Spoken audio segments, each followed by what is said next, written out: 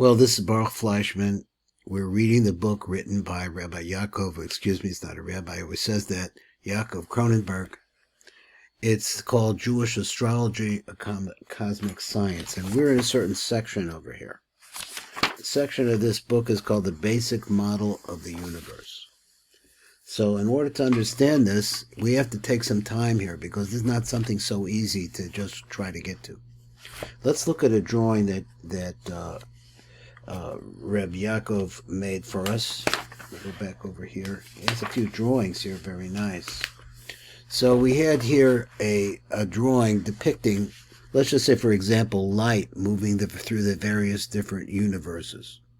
So you have the universe of the Ein Sof, which is actually total oneness that we have no concept because it's not physical.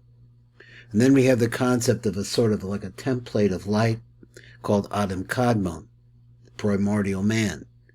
And then we have what is very near to this the beginning of the concept of physical formation of the universe is the universe or the world of Atzilus, then Bria and Yetzirah going down towards the earth, which we have seen in other places.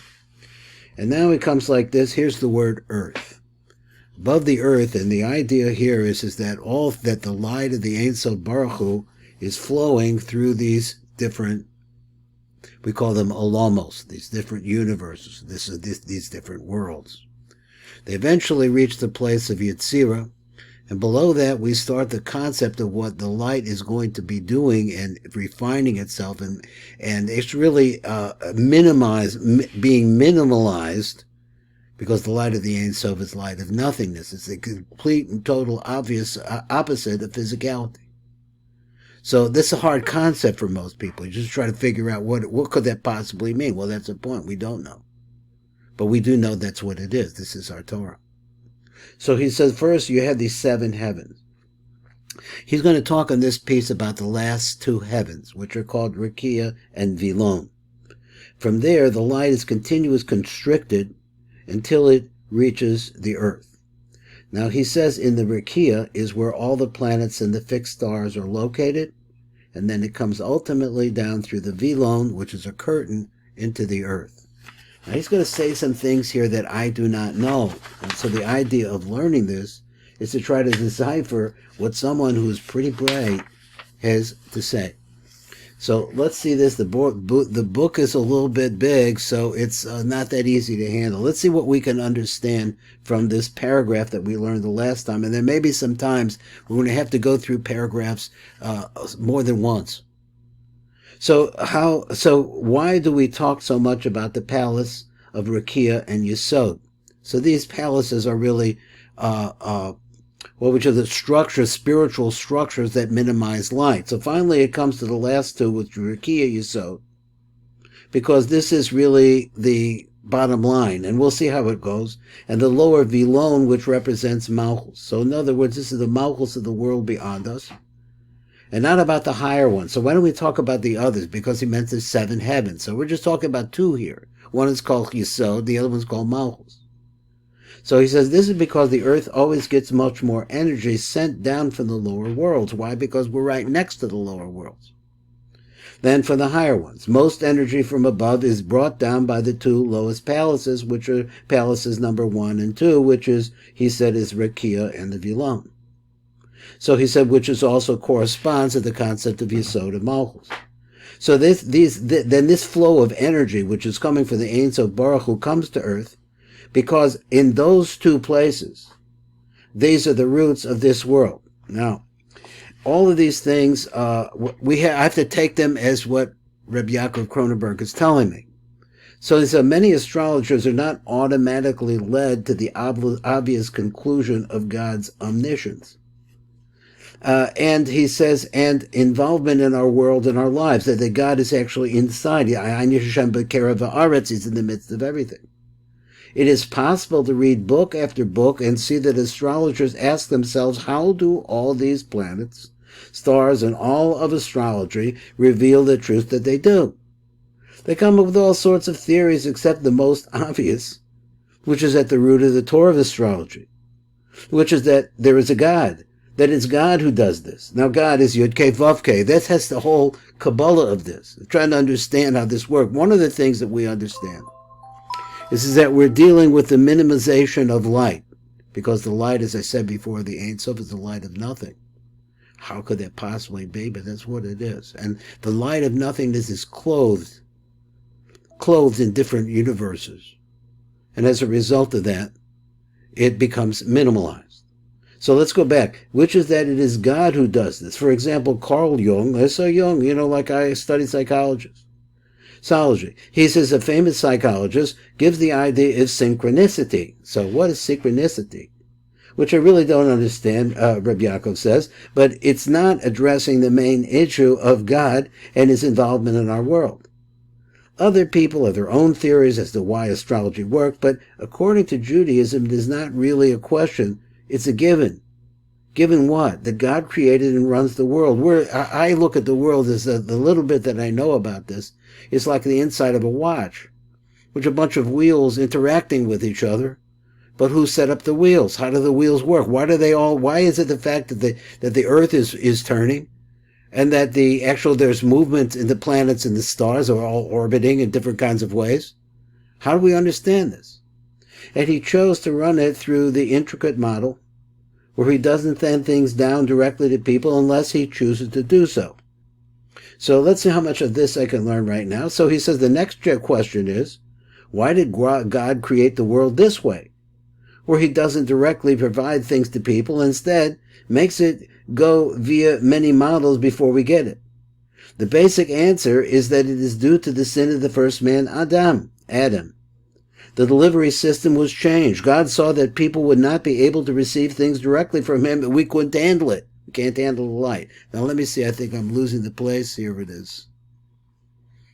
So he says the delivery system was changed. God saw that people would not be able to receive things directly from him. It would be too much for them. So he created messengers or intermediaries. It doesn't mean to say that they're other gods. They're not. They're channels. It works just like governments work, where there's a king who has ministers and different agents and messengers. Farmer knows about the king only from the state senator, who knows the governor who could eventually get to the king. So in the same way, God created the astrological system to gradually reveal his light through a hierarchy for the human to slowly and gradually receive it. In the same way, symbolically, humans could see what was somehow close to them, and then gradually, by building telescopes, they discovered galaxy after galaxy and became able to see more worlds. So astrology can connect you to the upper worlds and to God. And on the other hand, it can be used by people only for their own benefits and drag them down. Today, many people use astrology to become rich and have more power, instead of using it as a ladder up to the higher worlds. In Jewish astrology, our goal is not to cut off any powers which came down from their sources and use them for our own benefit. One reason is it makes no sense to this, since astrology and the planets are in fact the final stage of a long journey starting much higher up in the upper worlds. So let's stop here because of time considerations, or we could do a little bit more. So which zodiac technique is preferable, the tropical or the sidereal system? One of the main arguments against astrology is that we refer to the eighth galgal, which is the sphere called the fixed stars. That's the fixed stars refers to the zodiac. This is not a very accurate name, since the fixed stars do move. But this is not a good criticism, since our sages knew about this movement, but also knew that they moved very slowly and are fixed stars. In our lifetime, when a person looks at the stars, they seem to stay at one place, but over 70 years or so, he says it's actually 72 years, will be obvious that they have moved. They move a degree they move 1 degree about every 72 years. So after a couple of thousand years, they would move about 20 or 30 degrees. So there are basically 2 models that address this issue. One model is taking into account the movements of the stars in calculating the zodiac. This is mainly used in Indian or Hindu astrology, and according to them, the planets and sun are about 24 degrees earlier than in Western astrology. Now, exactly what this means, I'm just learning the facts, because I really don't understand what the meaning is at this point of what it actually means to have the planets, the fixed stars moving approximately every 72 minutes. It actually makes a difference in time. So how it is, I don't understand yet, but keep reading. And according to them, the planets and sun are about 24 degrees earlier than in Western astrology, so that the time is not exactly right. So let's say, for example, I was born at 1:40. Well, that's what they said. I'm not sure that's exactly right, because it could be slightly off.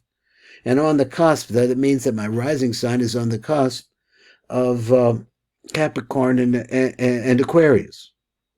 So therefore, that's time. Now, if he says there's a 24 degree, there's a difference of 24, what's he say, 24 degrees, that could mean very, very strongly that it's in the middle of Aquarius or in the middle of Capricorn rather than at the very, at the touching point between the two.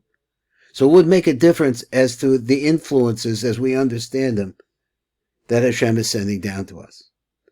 In Western astrology, because they take into account the movement of the stars, but in Western astrology, the tropical zodiac is underlined by a different system which is based on the 4 seasons in the sun. So, for example, if you want to know what's going on in Scorpio, then think about Halloween.